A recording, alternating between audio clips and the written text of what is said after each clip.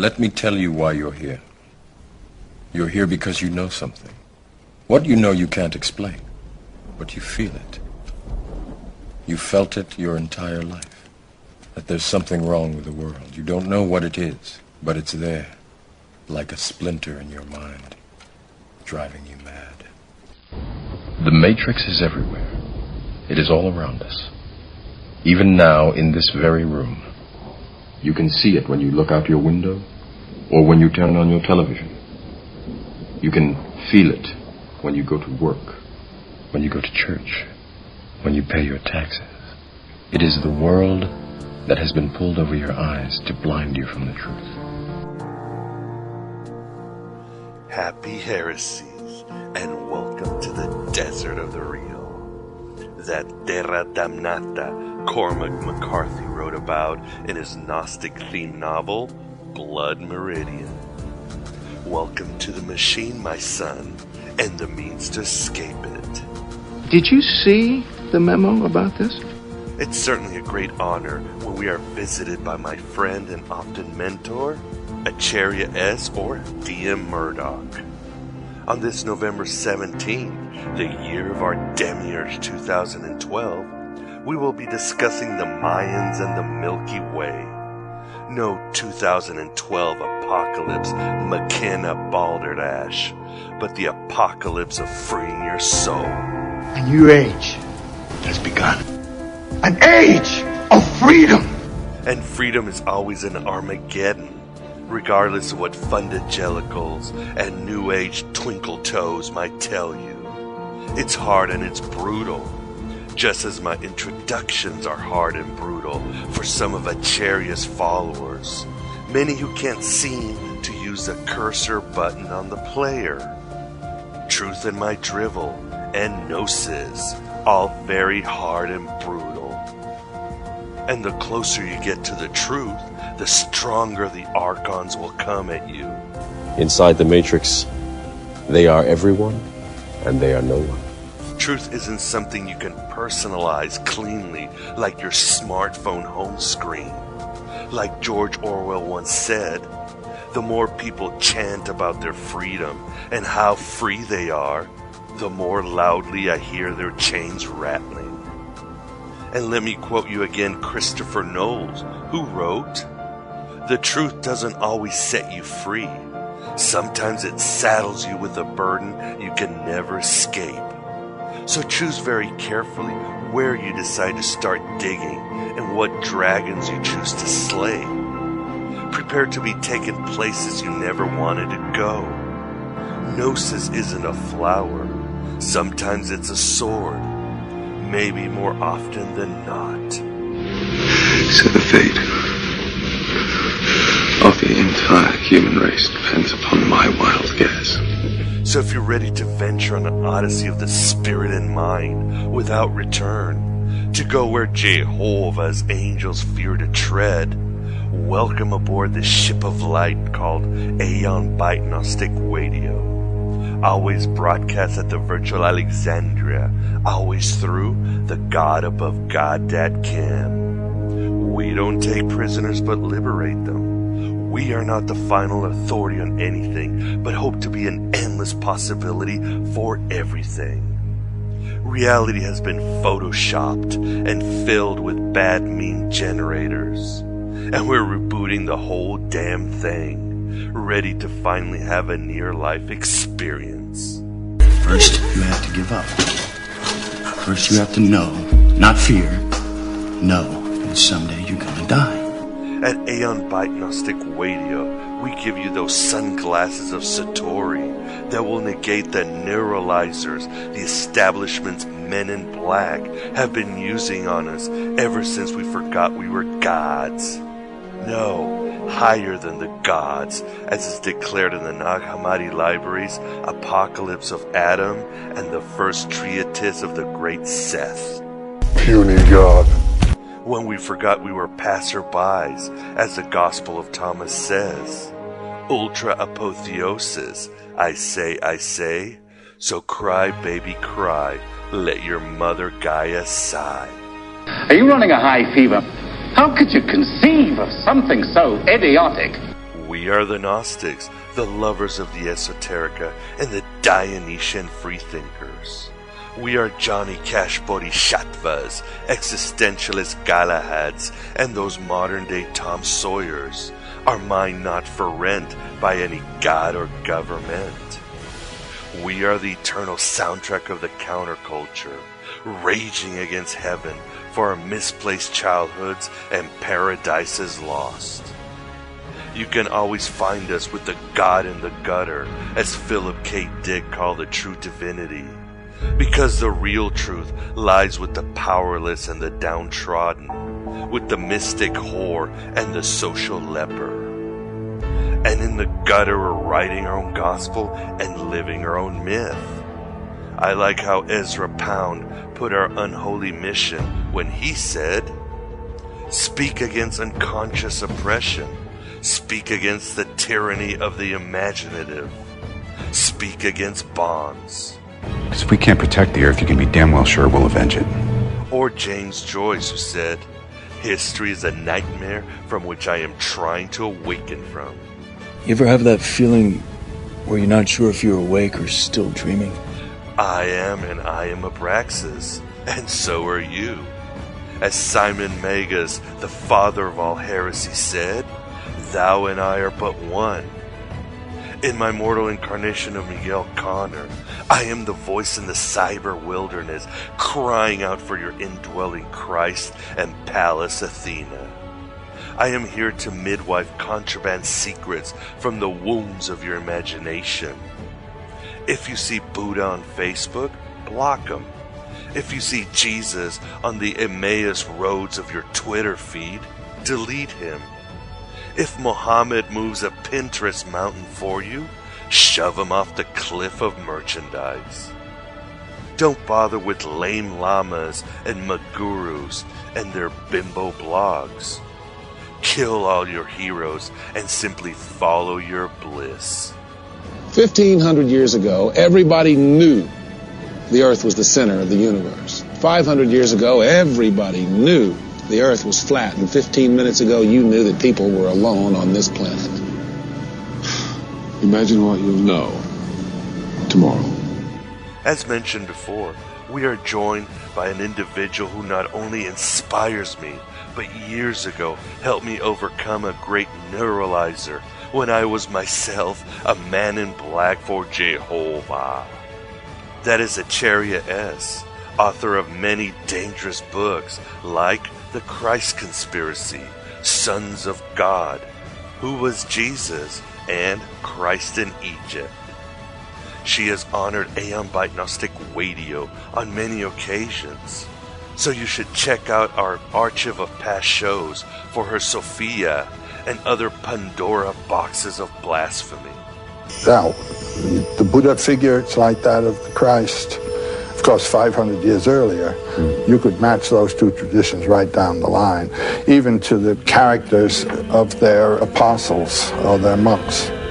Also mentioned before, on this episode, she will be presenting a galvanizing discussion on the Mayans and the Milky Way, the gnosis of Mesoamerica. For more information on Acharya, check out our spanning and august website, truthbeknown.com. In our interview, Acharya will impart groundbreaking scholarship that elucidates the sublime legacy of the Mayan and other Mesoamerican cultures. Beyond the misunderstandings and sensationalism, evidence points to an advanced people who honor their place in the vast cosmos. We take a comprehensive journey into the Mayan, Aztec, Inca, Toltec, and other civilizations, unraveling many of their spiritual mysteries, as well as their origins and eventual doom at the hands of religions that eerily paralleled theirs. We are to extricate the truth from this unbeliever on pain of torture. But now please allow me to introduce a little web evangelism. My new novel is out, The Executioner's Daughter, released by Solstice Publishing. It is a more traditional fantasy fare but soaked with my usual edgy, spiritual themes that will challenge your dormant Prometheus. You can find more information at deadspeaker.cam on this Marcionite work that puts both Eastern and Catholic dogmas upside down, with plenty of sword and sorcery and games of thrones. If you're interested in reviewing for Amazon.cam, please let me know and I'll forward you a copy. But isn't that what being an international man of mystery is all about? And don't forget Voices of Gnosticism, where we have my transcripts of 13 of the world's leading scholars on the Gnostics and comparative religion, as well as my drivel and the wisdom of Andrew Philip Smith. And check out my Phil Dickian/Jungian vampire epic that includes the novels Stargazer and Heretic. Like the science fiction chronicle wrote, for me, there are only two classic vampire novels, Bram Stoker's Dracula and Anne Rice's Interview with the Vampire. Now comes Connor's Stargazer, which deserves so much of our attention for all the differences it brings into the genre. We should be ruling the humans, not running around making back alley treaties with them. For fuck's sake, these people are our food. All of this sinful information and more can be found at thegodabovegod.com/books. Donations or any type of assistance are always a blessing, even if it's the many skills I don't have. I'm not a jack of all trades. I am more a jack of all offs. Am I wrong? No, you're not wrong. Am I wrong? You're not wrong, so you're just an asshole. Okay, then. Your support is essential. Thank you for those who have supported Aeon Byte Gnostic Radio via donations, buying books, or downloading shows. But more help is necessary if this venture is to continue at this or any level. If everyone simply donates a shekel or buys a show every week, I can break even and keep bringing you binders full of gnosis as well as the gospel of the drive-through Jesus. Shoo-wee! You are a smelly pirate hooker. It's a whale's vagina. And that's really all my drivel. And hopefully some of Acharya's followers have either figured out the cursor on the player or haven't gone all Gangnam style at a clan rally. Interesting that the Hermetics believed that as man was housed in the universe, so was the universe housed in man's head. And since the Valentinians and Buddhists and scientists all claim that the universe is mostly vacuum, empty space, well, that explains a lot about humanity. Certainly about me. Maybe the human race deserves to be wiped out. The truth in my drivel and gnosis, my beloved truth seekers. Or like Nietzsche wrote, how much truth do you dare? How much truth can you bear? Let us find out, as always, with Acharya S. Man wants chaos. In fact, he's gotta have it. Depression, strife, riots, murder, all this dread. We're irresistibly drawn to that almost orgiastic state created out of death and destruction. It's in all of us. We revel in it. Sure, the media tries to put a sad face on these things, painting them up as great human tragedies. But we all know the function of the media has never been to eliminate the evils of the world. No. Their job is to persuade us to accept those evils and get used to living with them. The powers that be want us to be passive observers. This is the Aeon Byte interview, and with us we have my friend and, of course, one of my favorite scholars, Acharya S. How are you doing today, Acharya? Hey, Miguel, I'm doing pretty good. How you doing? Just wonderful. Thank you very much for coming on Aeon Byte, and as always, why don't we begin with the astro-theology calendar. Tell us a little bit about that. Well, yes, actually, I would like to get into discussing that, and it was part of a conversation I'd like to have with you about the Maya and the Milky Way. And I have just put out a calendar for 2013 that is based around the Milky Way. So that's a very fascinating celestial landmark that people might want to know about the different traditions and myths extending back thousands of years. And in December, I'm going to be going to the Yucatan in Mexico, where I'm going to be giving a talk at the site of Chichen Itza, which is a classic Maya site. I will be also discussing not only the Milky Way, but also other astro-theological aspects of Maya religion in concert with their parallels in other religions and cultures around the world. And that's an extremely fascinating aspect of the New World archaeology, particularly Mesoamerican, of course the Inca, but Mesoamerican structure, which includes not only the Maya, but also the Olmecs, and then later on the Aztecs, the Zapotecs, other peoples of the area. But fascinatingly, in the classic Maya period, what they had managed to do was unite numerous tribes from around that area. So the Chichen Itza site in particular served as a sort of Vatican, unifying the different religions and ethnicities of the area. That is such a hugely fascinating story that we could speak about that all day. Indeed, indeed. You are known, obviously, for your works on European, Middle Eastern, and Asian countries. And it's wonderful if you go to freethoughtnation.com, you'll find great articles on Acharya on the Mesoamerican culture. Of course, what you find is basically the same reflection that you find in the European countries and so forth. It's the whole astro-theology. I mean, they saw the same stars and they came to the same conclusion, which is the solar logos and the rising, dying God myth. And no, of course, end of the world. Yes. You know, that's it. And this whole field of study reveals so many great mysteries. I touched upon this particular old world, new world shared commonality mystery in my first book, The Christ Conspiracy. In a chapter in my second book, I'm going to actually expand that chapter at the end. It's called Evidence of an Ancient Global Civilization.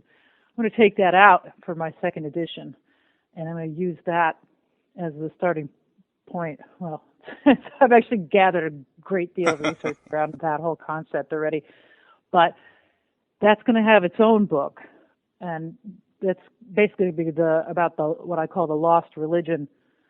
And that's part of what I'm doing with all these different cultures, is trying to trace these ideas that we find in common all over the world to their original sources. There's two schools of thought about so many of these cultural developments that we find, especially in religion and mythology, that they developed independently.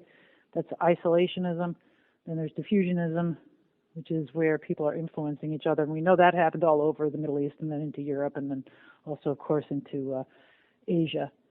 And there's a great mingling and diffusionism all over those parts of the world, which are accessible, through land, walking across the land. But we have this issue of the Americas being very isolated from the rest of the world after the Bering land bridge was closed.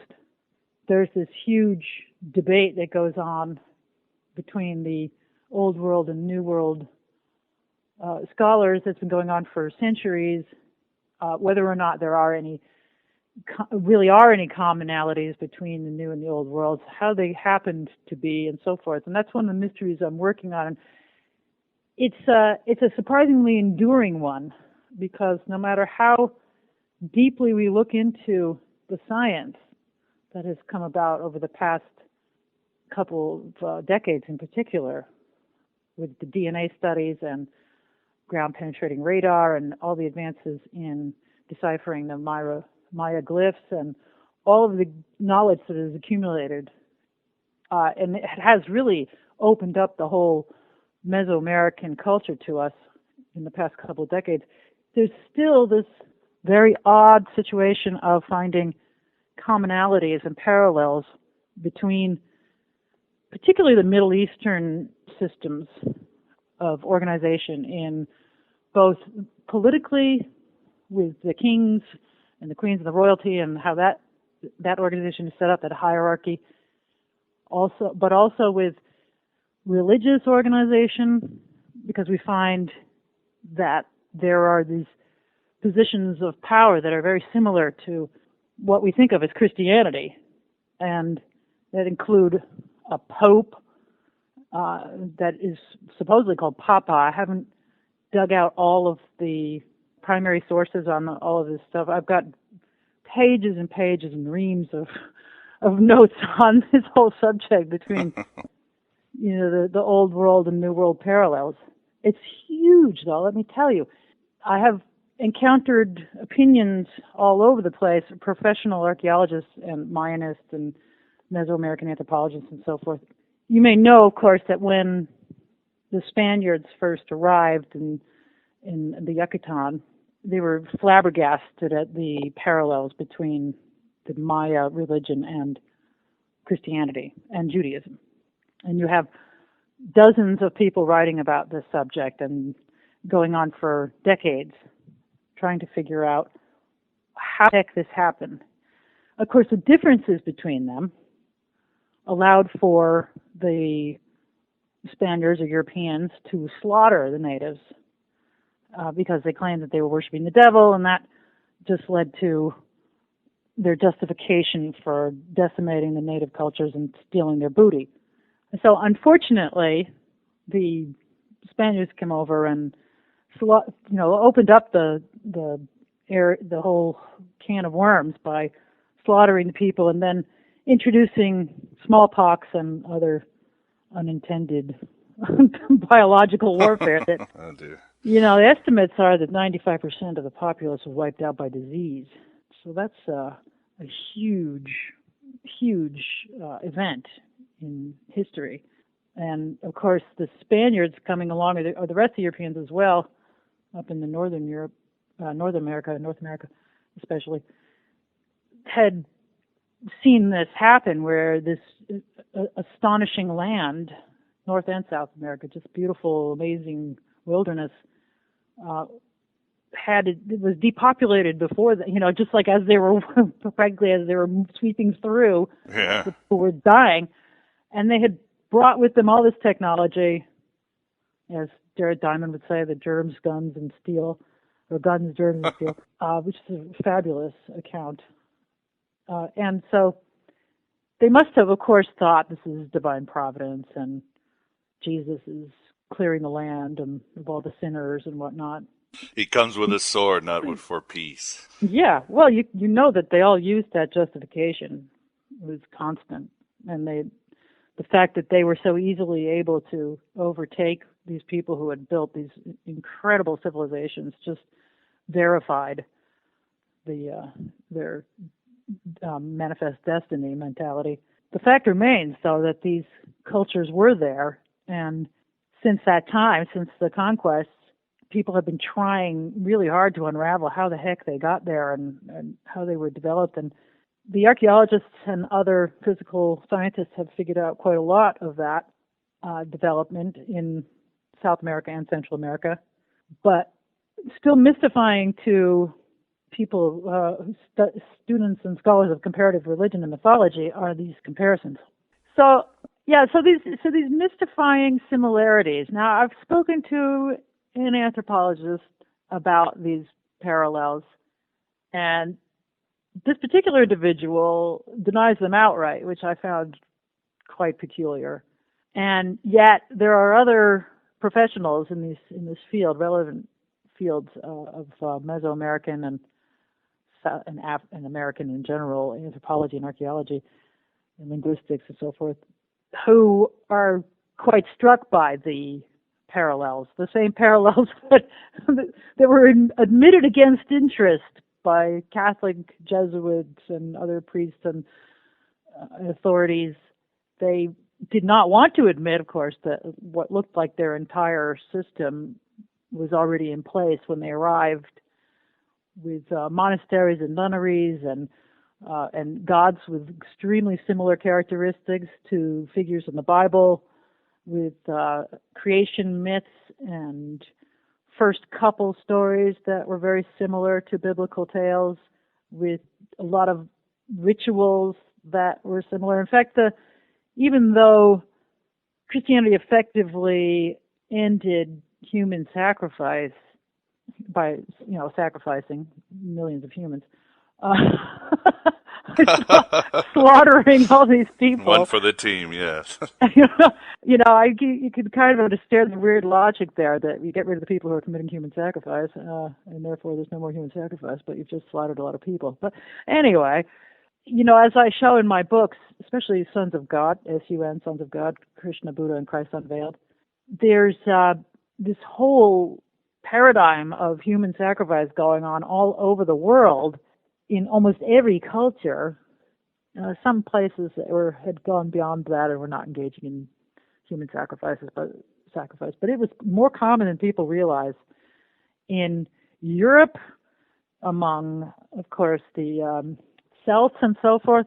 Here is the question, and I'm sure you must run into a lot, but one of the tricks that Christian missionaries do, and they've done it in Asia, they've done it, in other countries, they say, well, the indigenous people ended up borrowing from us. Krishna was influenced by Jesus. Odin was influenced by Jesus. That's why he's crucified. Oh, right. Do you find that happening also in America? Well, there was an attempt to do that in the early stages of contact when all these Jesuits and missionaries and so forth were coming across these parallels and were saying, oh my gosh, this is just like Judaism, or this is just like, and that's what reminded me of the human sacrifice, by the way, because there's a lot of human sacrifice in the Bible. But so at the beginning, the first thing was, of course, to attribute it to the devil, because the old Tertullian trick. Yeah, absolutely. But you can see it from their point of view that they're coming across a culture that is still engaging in human sacrifice on a mass scale, and so they're seeing that this is, some horrible evil culture and needs to be purged from the earth, and so they justify this eradication of both the people and their texts, especially when they got to the Maya with all the codices. But they try to deface and destroy all of the sculptures of the Aztecs and other cultures as well. But yeah, so one of the original thoughts was that St. Thomas flew on the back of an eagle and proselytized the natives. Yeah, that's right.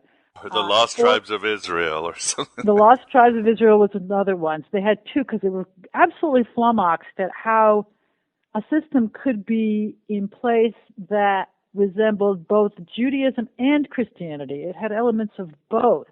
And so these early attempts are from just a place of utter mystification. And I can understand that because I'm still mystified and I've been looking into it. And every time I come up with a solution, I think, well, that's not, these pieces are just that we don't have enough data yet. What we can tell you is that their original impression about the commonalities in such extraordinary detail, not vague commonalities, very refined, distinct, detailed parallels.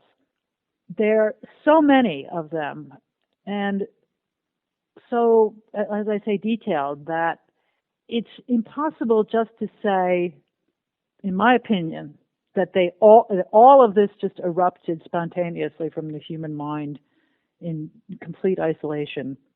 That's a really, really hard conclusion to come to. And on the other hand, they're so distinct. Now, this is the odd thing. You have kind of a basic structure, a basic archetype, or many archetypes, but this kind of organized structure. It's not just scattered. You have a hierarchy of religion. The king is also sort of a priest, and the priest-king is the son of God as well as the son, and from there trickling down, that priest-king has a particular birth and death and resurrection myth associated. It's a miraculous, a virgin birth. There's, as I said, like a high pope and a priesthood, and they're teaching very similar myths about creation and a flood and this powerful death and resurrection myth that is almost central to the entire culture in the Mexico, Mesoamerican area. And all of this is very similar to Christianity, of course, but also the Semitic kingships and then Egypt. And you wouldn't necessarily see the comparisons to Egypt in the mythology if you didn't know it more intensely than the typical knowledge that we have seen from people, especially the people who are objecting to my work. In my book, Christ in Egypt, I had included parallels between Horus, Osiris, and Jesus and other figures in Egypt, as well as organizational aspects of the Egyptian religion in common with Christianity and that whole 9 yards. That structure too, and it's not limited to, you can find the same structure in many books out of Egypt, but my book puts it all together. That Judeo-Christian type structure that you find also in the Egyptian religion, when you look at it side by side with the Maya religion, has a great deal of similarity. And so there's this, I referred to it in past years as the mythos and ritual, but of course that's a kind of a simplistic archetype. It's not just one constant. It's a sort of a structure. I like to liken it to a pattern for a shirt or a dress. It's got the basic structure of the body, no arms, no legs. Maybe it's a dress, so it's mid leg or whatever. But you can take that basic pattern and structure, and you can make a huge variety of clothing out of that. So if you get that imagery of a basic pattern, that's like the human religious pattern, and it spreads around the world, and it takes on just totally different colors and shapes based on the environment, based on the evolution of the people, and that's kind of what we're looking at here. And again, the mystifying part is, how does it get to Mesoamerica? How does it become fully developed in Mesoamerica in such a way that it's a more complete pattern than anything we find in the old world, unless you combine Judaism and Christianity or inspect the Egyptian religion and ritual in extraordinary depth. Otherwise, and you can find bits and pieces of this pattern, but the whole thing you find in the Yucatan. I keep asking myself, how does the pattern get there in such totality, as if the people are isolated from the rest of the world, they've come only across the Bering Land Bridge, and then they've been isolated for the last 10,000 years. And of course, we do know that 1,000 years ago there was some Polynesian contact down in South America, and possibly there's some elements in Catalina Island, I think it is, or somewhere off of Santa Barbara. There seems to have been some Polynesian contact, but there's no hugely influential contact that we can point to. And an isolationist archaeologists will say the obvious lack of immunities to old world diseases is a sure indication that there could not have been any pre-Columbian contact of any significant order. But Acharya, don't some scholars posit that the Mayans claim that they came from boats that didn't come through the Bering Strait? I mean, is that a possibility? I had read that, and I know that there is definitely some colonization evidence, like on Mocha Island. There's the chicken being transferred around. That's is it South American or is it Polynesian? I can't remember which direction it came in. There's yeah, that's right. It's a Polynesian bird, and it ended up in South America. The sweet potato ends up, or I guess it's the other way around. I know the potatoes spread to Europe from South America, but these are very distinct. And then there's some genetic material that is definitely being exchanged by the Polynesians and the South Americans. There's a few words, like off the coast of California, for the canoe is the same as a Polynesian word. There's you have these little pieces like that, but these are all later. These were within the last 1,000 years. The Maya themselves supposedly claim this, but their genetics, at least some of these tribes claim this. I'm not sure about any specific, if they're the Guatemalan Maya or so forth. But their genetics, according to the studies there all over the board too, have been trying to get some kind of uniformity from a variety of anthropological studies and writing to different anthropologists and the DNA studies. And if you go to like Wikipedia, which generally contains much modern information, it's a good thing to start with, and because there's a lot of people contributing to it and they'll bring in the latest research, but then you have to go and check facts, independently with very credible sources. But in any event, the DNA is still very confused, because I've read where some people hold up DNA studies to say, yes, there's been one Beringian passage and that's it. Then I've read studies that show there's been 4 Beringian passages, and then there was one with 9. And then there are people claiming that they found Japanese markers in, I think it's the Hopi or non-coastal tribes in North America. Supposedly there's been linguistic studies showing ancient Japanese in Central America.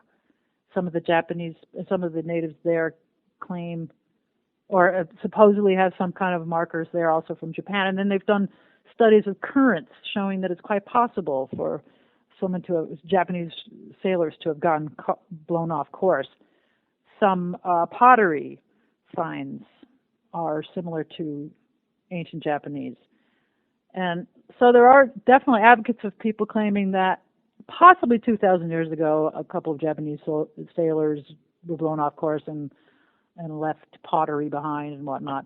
But as far as a massive influx of visitors from, let's say, the Middle East, which is where this religious structure is so obvious, that would be very problematic, because unless they were completely free of any Middle Eastern animal diseases, it probably would have decimated the population as it did when the Europeans arrived. That would rule out the Phoenicians, the great sailors of the ancient times. Well, this is the peculiar thing about that, because even though we say that we see that this is not, there's like no real overt contact. Like, we don't find specific Phoenician letters in the Yucatan. We don't find specific Hebrew letters, which was what people were trying to find after the lost tribes theory. We don't find the introduction of iron, which one would think they would bring with them. And if you're going to build a massive city, not just one, but hundreds of them, hundreds of them in a jungle, you might want to introduce iron. So there are those kinds of issues. And then, but on the other hand, as far as the introduction of genetic material or diseases go, I don't know enough about that. If a small band of people came, would they decimate the population what if they didn't bring farm animals? Because that's what happened, of course, is the animals brought with them smallpox and all kinds of other things like measles and mumps or whatever it is, and wiped out the populace significantly. But the problem is then you have all this, but you also have, I'm looking at a book, it's a very good book on the parallels between the Middle Eastern and Mesoamerican anthropology by Diane Worth. She's a Mormon, Harvard-educated scholar, so she's kind of intending to prove that transatlantic contact is possible, and is a good explanation for all these parallels. But she's got that Mormon agenda. But this book in particular doesn't have anything like that in it. It's just really just chock-a-block full of the parallels. In fact, there's so many in here. My head is swimming. I'm going, oh my God, I'm going to have to make one of my lists. And it's going to have like 100 points on it at least of parallels between the old and these are really detailed parallels. Like, we'll give you one that blew my mind. And I mean, yeah, maybe it's explainable through mass human psyche, but that's almost a mystical idea too. So how, which one is more scientific in that case? Yeah, Jung's collective unconscious. You got to lean on that. I mean, but that's what the hardcore isolationists are telling us, and yet that's a sort of a mystical idea too. How is that satisfying? So here, let me give an example. Well, we've already given you an example of like the virgin birth and, the cross. This is where I'm going now. The cross is extremely important to Maya. You find crosses all over the place. And the Spaniards were freaking out because what's with the cross here? It's supposed to be Jesus died on it. That's the only way it's have to have any significance. Well, as we know very well, the cross was extremely important to pre-Christian cultures all over the place, and it had nothing to do with the Jewish guy being hung on it. So the sacred cross predates Christianity, and it's like actually a huge figure in Gnostic mythology, as you know, the Staros. Yeah, your book, Christ in Egypt, you write a lot about that. It's fascinating. It has nothing to do, the Gnostic cross doesn't have to do with Jesus being hung on it, except that he's tortured on it, but it's already an instrument of this and that, So, I mean, it's based on Platonic. The Gnostic can be traced to the Platonic directly, but it's also a solar symbol that predates Christianity and is found all over the place, in large part signifying the four directions. The sun is the ruler over the four directions. And so naturally, you have a cross there, and you have the gods put on the cross for that reason. If it's a sun god, he will be put on a cross. And so I have on my forum and elsewhere, like just pages of gods on crosses that people are not aware of. And they have nothing to do with Christianity. They are not influenced by Christianity. They predate Christianity, and they have a solar significance. And that's why we find this cross imagery all over the world. And this is shared by the Maya. It also is a symbol for Venus.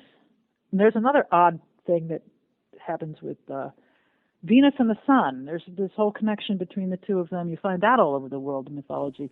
Yeah, you're right. In your article, you talk about the bearded god is associated with Venus. Yeah. And so we have this great focus on the bearded god in Central America, and that will lead me to another aspect of this peculiar parallelism. But the Venus and being associated with the sun, and they have the similar symbols of the sign of the cross. In the Mayan mythology, you have this figure Kukulkan or Quetzalcoatl, who is associated with Venus. He's considered the morning star. He's also extremely solar. He's got sun symbols in his depictions on him, which is this cross, the four directions. If you see that in Maya symbolism, in carvings and so forth, you know that that's a solar symbol. It could also refer to Venus. But, Jesus is called the morning star in Revelation. He's compared to, and he's the son of righteousness. Well, Quetzalcoatl has the same parallel, both Venus and the sun. And there are many, many more. Quetzalcoatl sacrifices himself to save mankind. It's just endless, these parallels. And so we think, well, they have to have influenced one or the other. How could the Maya have brought all of that structure and knowledge with them, like in such detail? And then there are other odd rituals. Some of these have to do, obviously, if you're talking about Venus and the sun, these are things that you can observe from around the world, and as people are traveling, they're going to develop mythology based on the sky. And that's really quite basic and obvious and rational and logical. But other details to explain the parallels, some of them are just so bizarre that you think, well, did humans really just spontaneously devise that in their own minds?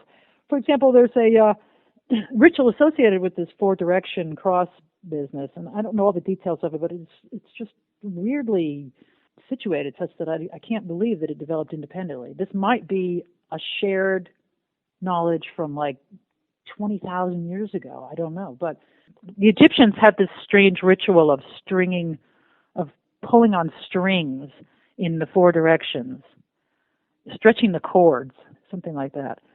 And that's supposed to, mystically empower the rulers.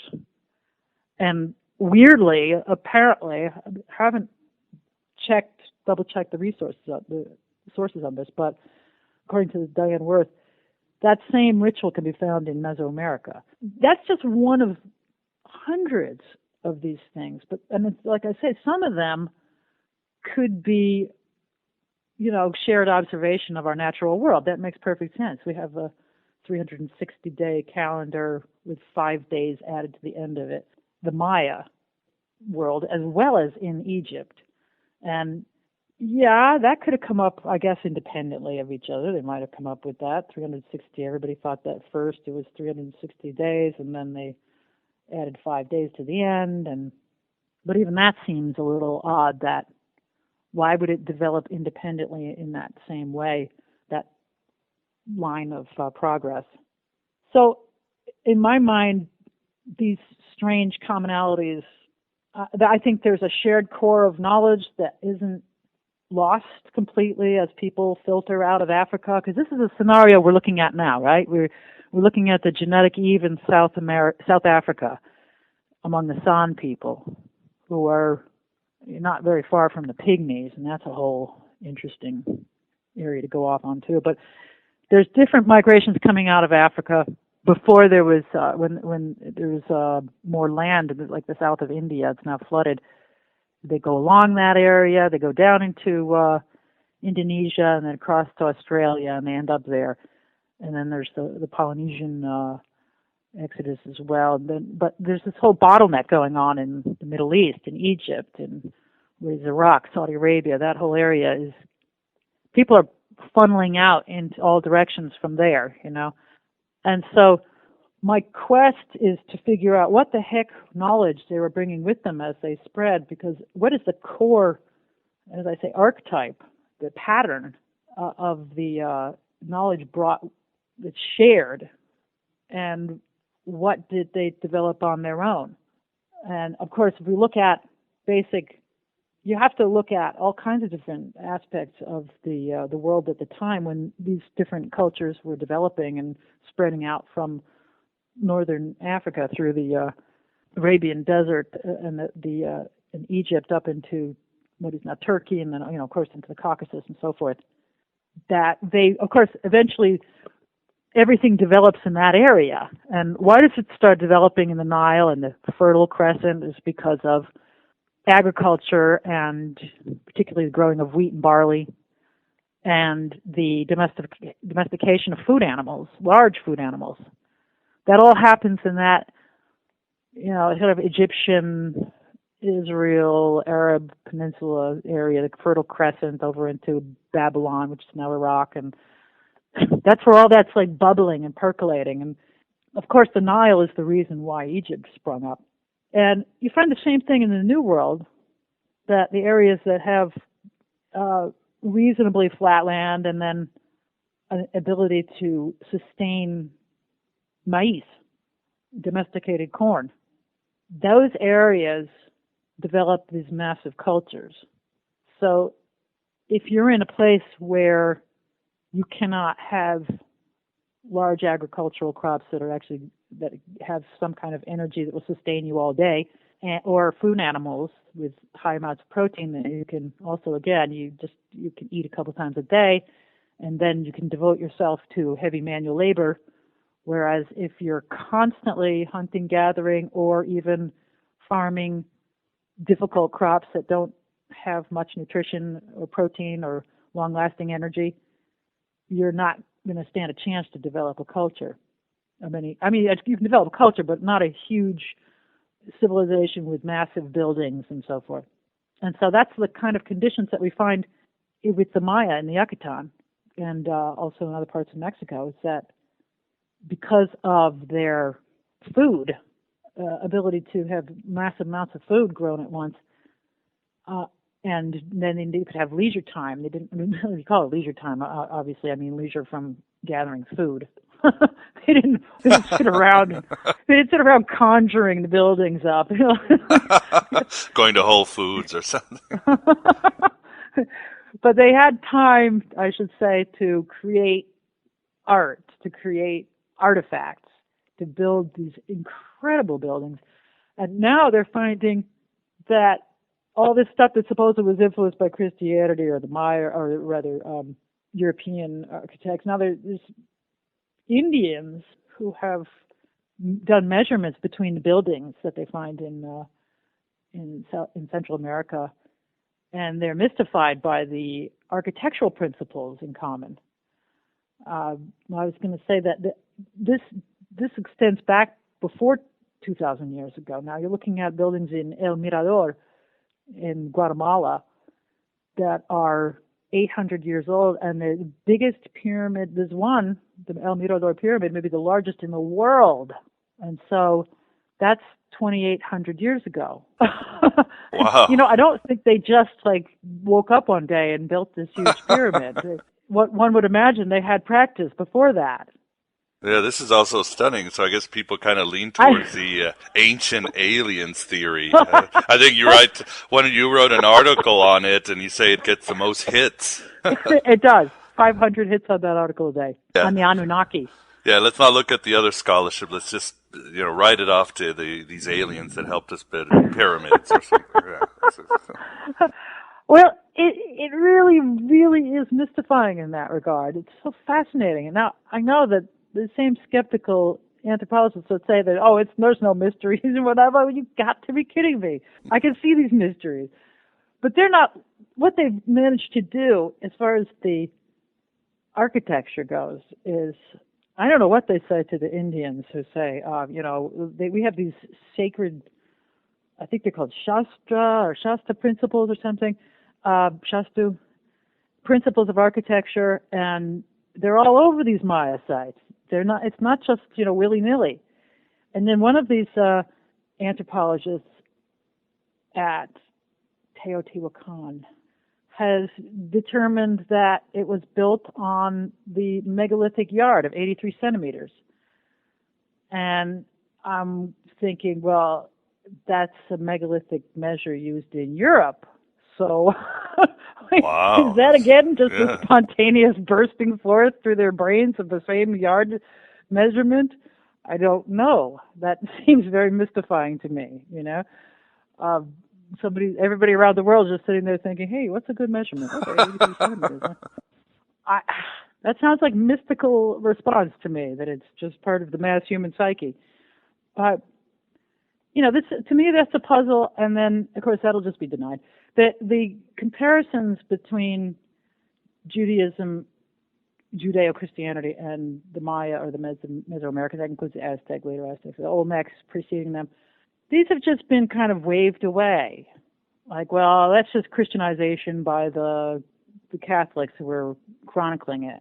But then you go and you find that these codices that were, some of them were post-contact, they were written down and there's Spanish notations on them. But then the earlier ones that are clearly pre-Christian, pre-Columbian, they're being backed up by the hieroglyphs all over the walls of these buildings that are now being translated like crazy. And so what is interesting is that before the hieroglyphs were cracked, the code, the Maya code, the same stories about the gods had been recorded in significant detail by the Spanish chroniclers, and yet because of the comparisons, those were all kind of like minimized, and this information was claimed to be faulty, and it couldn't possibly, so it was just kind of shelved. But now that the hieroglyphs can be read, they're basically confirming these earlier chroniclers, and so. Yeah, we go back to the same material that we had before the hieroglyphs were cracked, and we're left with that same bizarre parallel puzzle. So what the great strides in Mayanist scholarship have accomplished is to actually verify much of the earlier scholarship that didn't have the benefit of the records of the Maya themselves. And now, of course, the Maya themselves are speaking from the grave, so to speak, bringing forth their information in these magnificent glyphs all over the place. It's just such a fascinating study. I can barely wrap my brain around it. But if you see this structure in place that seems to be the most complete manifestation of a human religious organization tradition, code, mythology that covers like practically every aspect of religion and mythology developed over the last 10,000 years. And you see that in one place.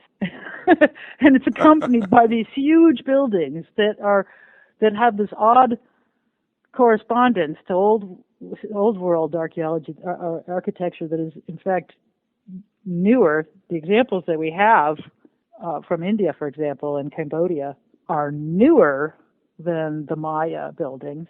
You just have to wonder. Now, the thing about the Indian architecture and archaeology that you have to keep in mind is that it's becoming clear that there were great empires all along the coastline that are submerged over there. And so what happened between that destruction and the Muslim invasion that's just absolutely decimated the country of sacred sites, I can't even... And still continues to this day. It makes me sick. It's horrible. But anyway, between those two hideous events, well, I can forgive nature, if you know what I mean. But those two events, the one, the drowning of the coastlines, and the other invasion, India's antiquities were just absolutely demolished. And then there were the Portuguese, like 16, 17, whatever it was, 1700. They whatever had been built since the Muslims or whatever was left over, and wherever the areas that they couldn't reach, Portuguese went in and demolished tens of thousands of temple sites. For an archaeologist, that's like getting kicked in the stomach repeatedly. Yeah, it's just devastating. I mean, all the devastation, the burning of the thousands of Maya codices, I get sick, and when I sit here and I think about that, it's just, ugh.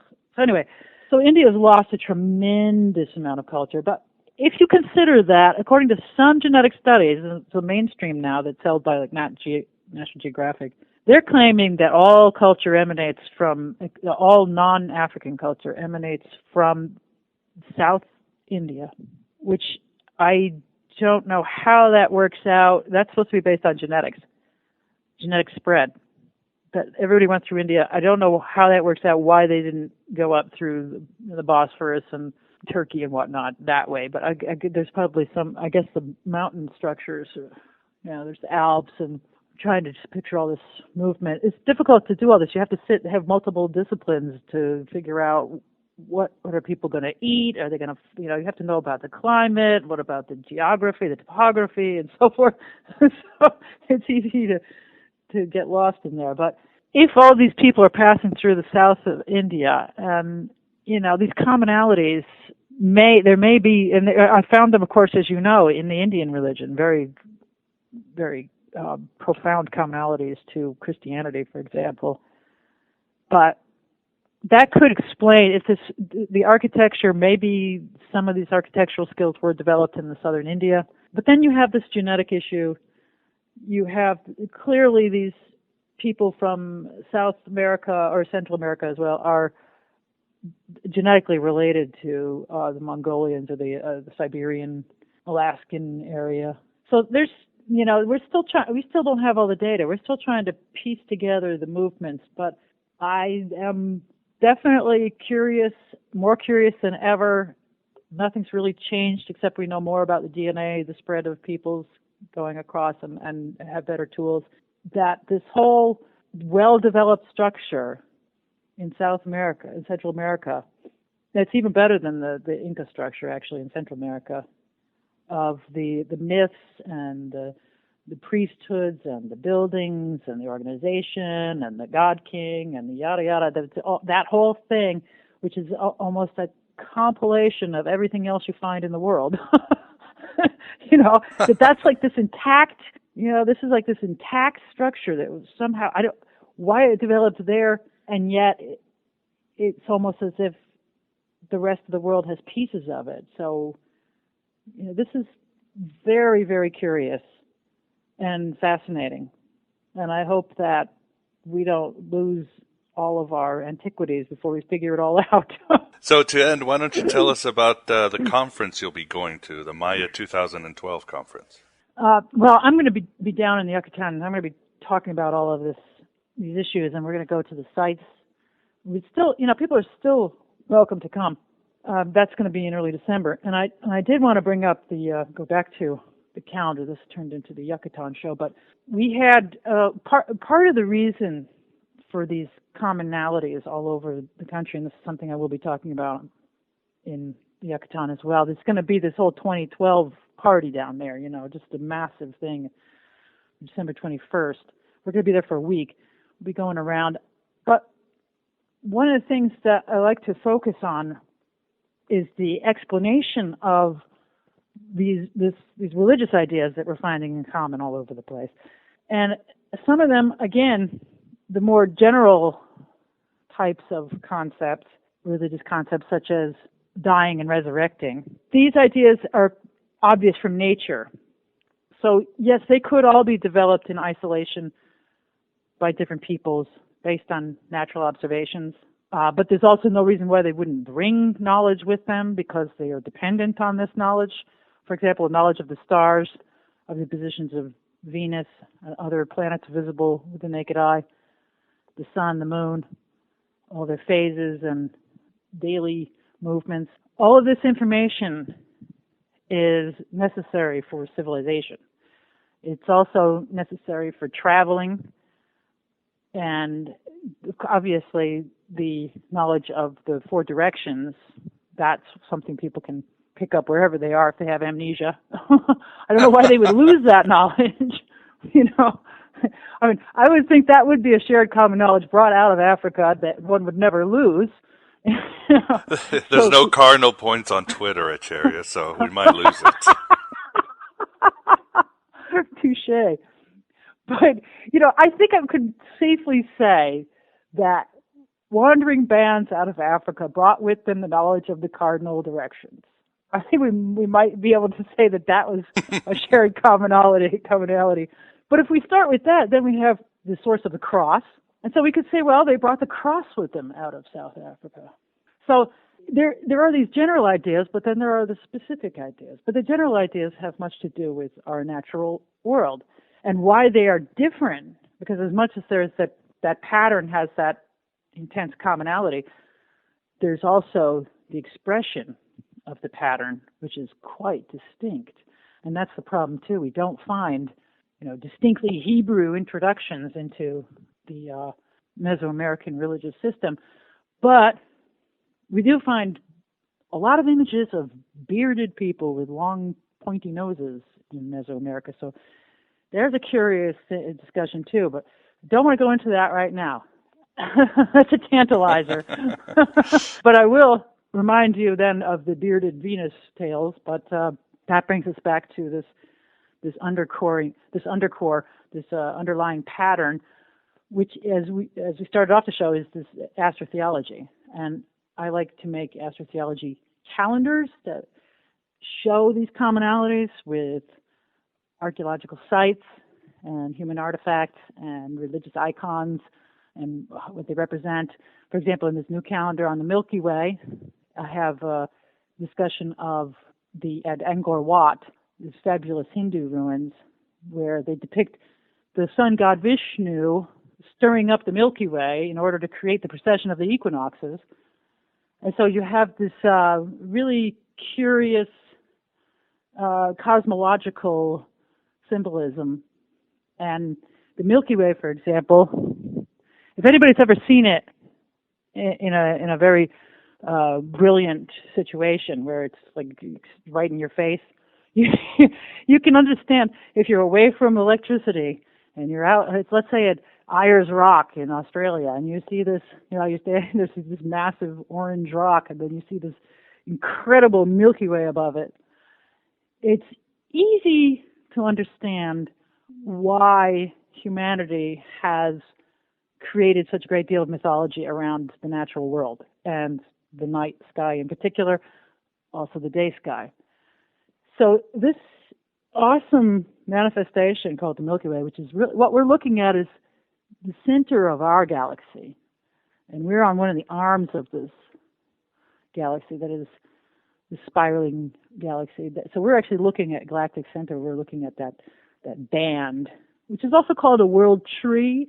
It's considered a river, a path of souls, starry trail, a path, a road of embers. It goes on and on. These are the myths from all over the world of people trying to make sense of this magnificent stellar artifact. And so, or stellar landmark, I should say, since the artifact is made by humans, and we surely did not make the Milky Way. Unless it was the ancient aliens again. That's their zipper. They come through it. But that's kind of the concept. You see how I just did that with a zipper? Now I have an artifact. We didn't have zippers in antiquity, so they had to come up with something else. Exactly. It looks like a trail of smoke. It looks like a campfire. It looks like a river. The river idea is very popular, and that was also popular in Mesoamerica. The Milky Way is the path of souls. We find that concept. The Egyptians talked about the Great Winding Waterway, and they didn't specify it as the Milky Way, but we're pretty sure that that's what it was.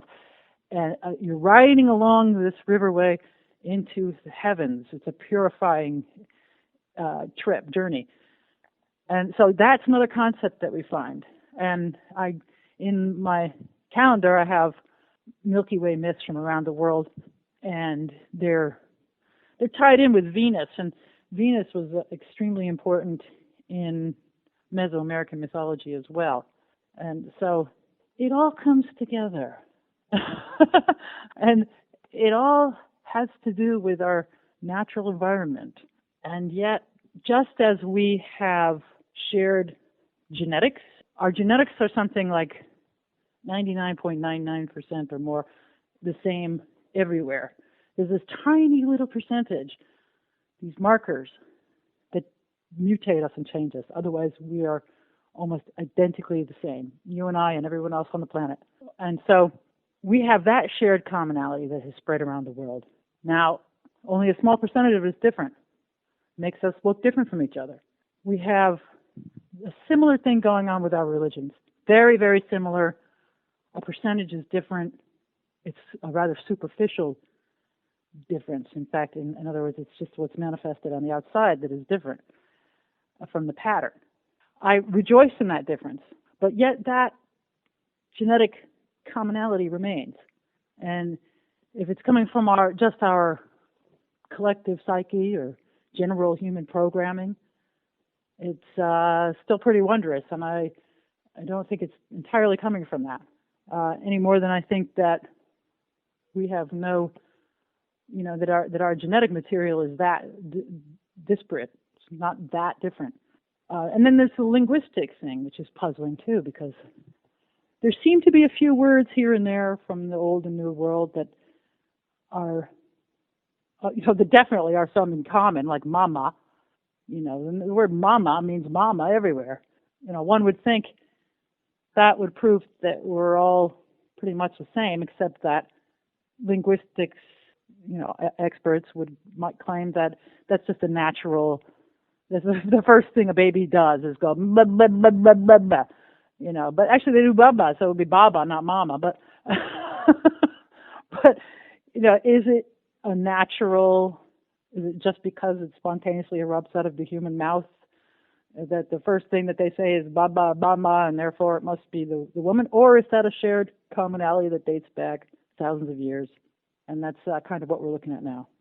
Well, so if you would like to know more about the Milky Way myths, then you must go to my website.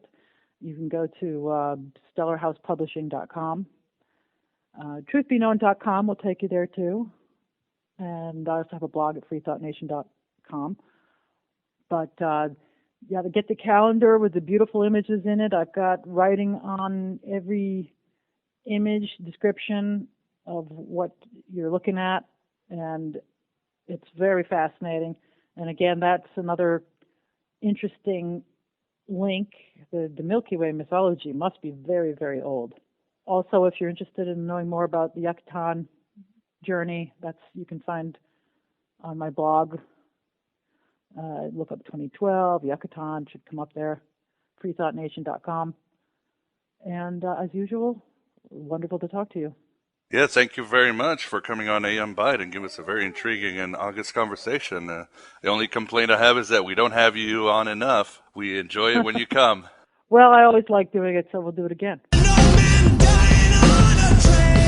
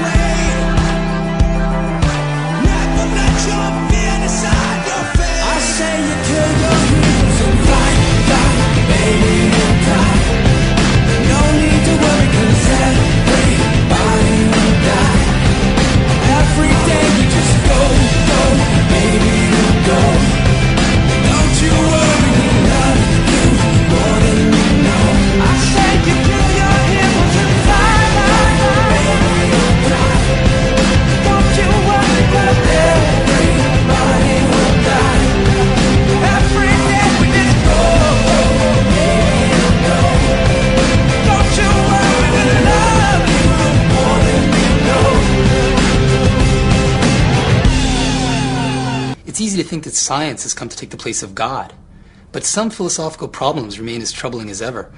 Take the problem of free will. This problem's been around for a long time, since before Aristotle in 350 BC. St. Augustine, St. Thomas Aquinas, these guys all worried about how we can be free if God already knows in advance everything you're going to do. Nowadays, we know that the world operates according to some fundamental physical laws. And these laws govern the behavior of every object in the world. Now, these laws, because they're so trustworthy, they enable incredible technological achievements. But look at yourself. We're just physical systems too, right? We're just complex arrangements of carbon molecules. We're mostly water. And our behavior isn't going to be an exception to these basic physical laws.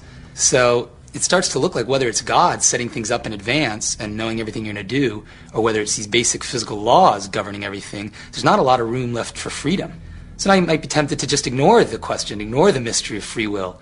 Say, oh, well, it's just a historical anecdote, or it's sophomoric, it's a question with no answer, just forget about it. But the question keeps staring you right in the face. Think about individuality, for example, who you are. Who you are is mostly a matter of the free choices that you make. Or take responsibility. You can only be held responsible, you can only be found guilty, or you can only be admired or respected for things you did of your own free will. So the question keeps coming back, and we don't really have a solution to it. It starts to look like all your decisions are really just a charade. Think about how it happens. There's some electrical activity in your brain. Your neurons fire. They send a signal down into your nervous system.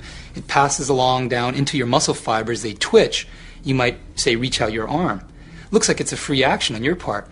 But every one of those, every part of that process is actually governed by physical law, chemical laws, electrical laws, and so on. So now it starts to look like the Big Bang set up the initial conditions, and the whole rest of our history, the whole rest of human history and even before, is really just sort of the playing out of subatomic particles according to these basic fundamental physical laws. We think we're special. We think we have some kind of special dignity, but that now comes under threat. I mean, that's really challenged by this picture. So you might be saying, well, wait a minute, what about quantum mechanics? I know enough contemporary physical theory to know it's not really like that. It's really a probabilistic theory. There's room, it's loose, it's not deterministic. And that's going to enable us to understand free will. But if you look at the details, it's not really going to help, because what happens is you have some very small quantum particles, and their behavior is apparently a bit random. They sort of swerve. Their behavior is absurd in the sense that it's unpredictable, and we can't understand it based on anything that came before. It just does something out of the blue according to a probabilistic framework. But is that going to help with freedom? I mean, should our freedom just be a matter of probabilities, just some random swerving in a chaotic system? That starts to seem like it's worse. I'd rather be a gear in a big deterministic physical machine than just some random swerving. So we can't just ignore the